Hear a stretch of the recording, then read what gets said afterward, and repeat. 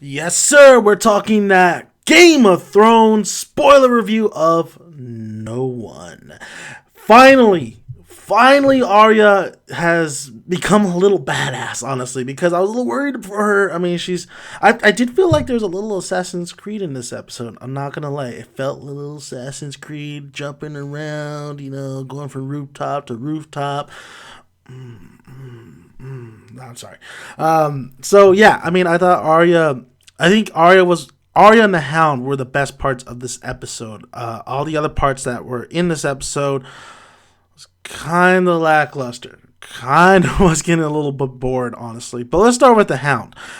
I love me some Hound. I love the Hound. The Hound is a bat. He is so funny, even though he's kind of a dick, and he's just a monster, man. When he's taking out everybody, like when he's taking out all those guys who pretty much killed all his friends, he was just fucking like no mercy. He even told the guy, dude, those are your final words. And the guy's like, cunt. He's like, oh, fucking die like an idiot or something like that, and he just like cuts him down, and then he meets up with those other guys. I forgot what they call them, but they're like the band of they're like the band of brothers in the forest and stuff. They have a mission. Their god is the god of light or something like that.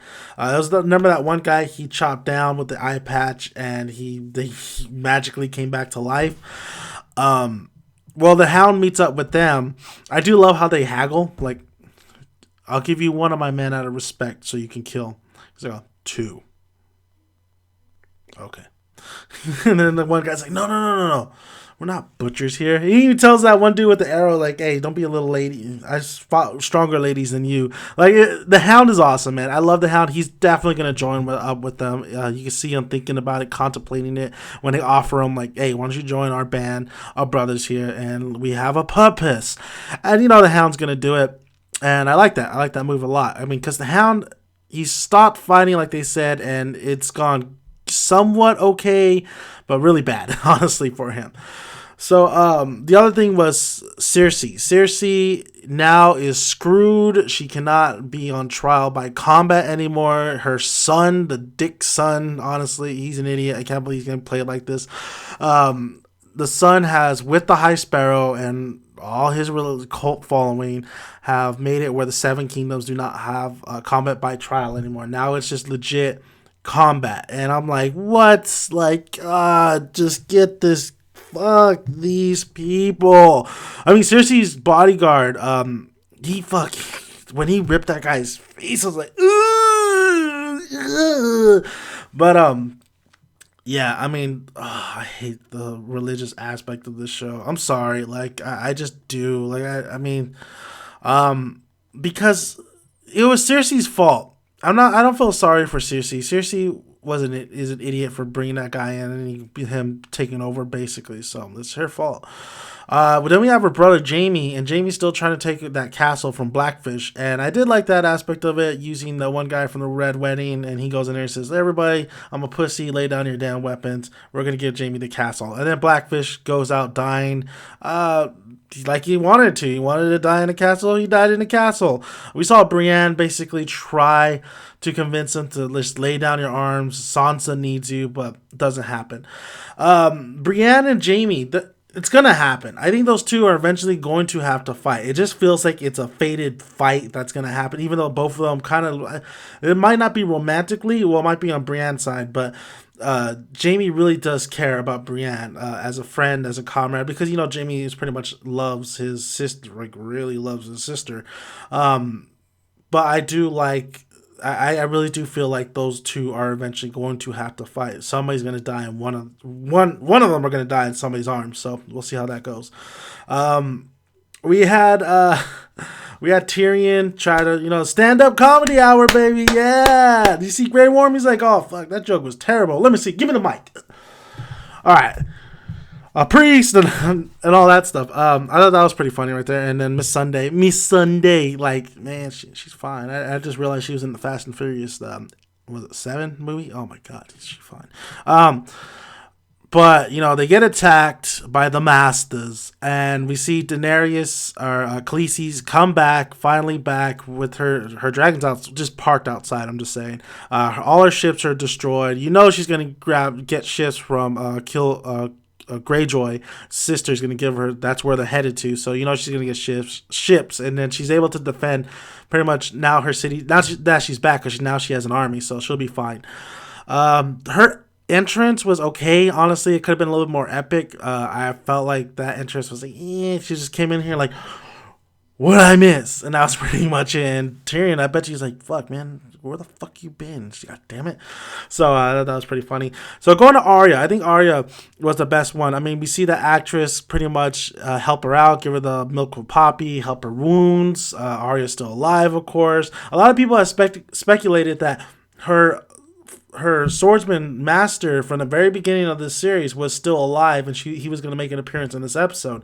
That's not the case. He's not in this episode. The rumor's false. He's not in here at all. It would have been cool. I love that. I felt like I wanted more of that character, but like the Hound said, what is this? He died because he's an idiot, pretty much. I mean, for the world's greatest swordsman, he didn't have a sword. He had a wooden sword, and that's what the Hound said. And I was like, yeah, I agree with you, Hound. That's another topic from another day. So Arya is being treated by this actress, and she is basically, the actress ends up being killed by that one like girl who has a grudge against Arya, honestly. And she's like the Terminator in this episode. She's chasing Arya down. Arya's like trying to maneuver, get out of her way. She gets cornered. It's a very dim-lighted area where there's really no, like, it's all dark. She even like slices a candle so she can fight in the dark, and she prevails. She takes off that one chick's face. She puts it in the faceless god's temple. The one guy is there. I always forget. It's like Jokor or something like that. And then Arya just straight tells her, like, listen, bitch, I am no. I'm not no one. I am Arya Stark, and I'm going home. Mic drop. Boom. So I really did think Arya's that whole scene at towards the end was very it was actually very intense. It was very intense. A lot of great pretty much just a lot of stunts and all that stuff. I really liked the everything that went down on there. It was very also with the fact that she knows she's Arya Stark. I like that as well. I did like the Hound, like I said in this episode, but I did feel like this episode was kind of lackluster a little bit in the middle area, where I just didn't really care too much about what was going on. There wasn't too much given with the High Sparrow and the King, just that the same kind of stuff that they spout, like they're one. If one goes down, the other goes down. But Cersei's screwed because there is no trial by combat. That was a major thing that happened.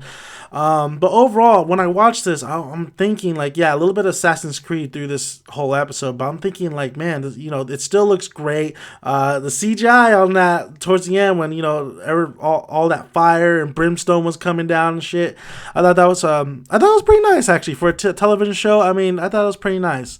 It was great to see, Blackfish kind of like, screw it. I like this one little line. It's like, oh, I haven't had a good sword fight in years. I'm about to go act a fool right now. Like, I like that. Brienne and Jaime, I did like, that they're still, Jaime says, keep the sword, it's always been yours. I like that as well. I liked how Jaime kind of saw her leave and like, just go ahead and go. I mean, you're my friend. Other than that, like, I did feel like this episode was a little lackluster. I would have wished, like, Arya's kind of teacher was still alive, but it's not the case. I don't need him to be in this episode, honestly. I think Arya really finally proved herself towards the end that she could, she had to survive, and she's a survivalist. She survived, and that was great. That was great to see. Kind of sucked for the actress that she died. But overall, I think this episode was there was some good parts. There was some kind of lackluster parts, but overall, a pretty good episode of Game of Thrones. Not too bad. I can't wait for the next episode, though. It seems like I think we really want to see finally, Sansa get this army. We want to see everything kind of come together. I think it still feels like they're setting up for something good. I don't think Khaleesi's not going to be. The only thing that's setting up for Khaleesi is getting her ships and heading to the throne. But overall, that's basically how I feel about this episode and everything else that might be coming our way. So, Arya, finally, bravo, doing your shit. Thank you, Arya. Thank you, finally stepping up to the plate. So, thank you for watching. I'm Dan Megan Dennison. You can find more of my videos and my reviews on this YouTube channel. You can like the video if you like it and comment below. Love to hear you guys' thoughts. It was a good episode, not the most best episode I've ever seen, but it still has great production value. I thought the editing was great. I thought the chase sequence was great towards the end. I thought it definitely was a little bit lackluster towards in the middle. I really don't like the High Sparrow and all this cult kind of religious kind of shit that's going on, but it is what it is, and overall, pretty good episode. All right, I'll see you guys later. I am King of the North. See you guys later.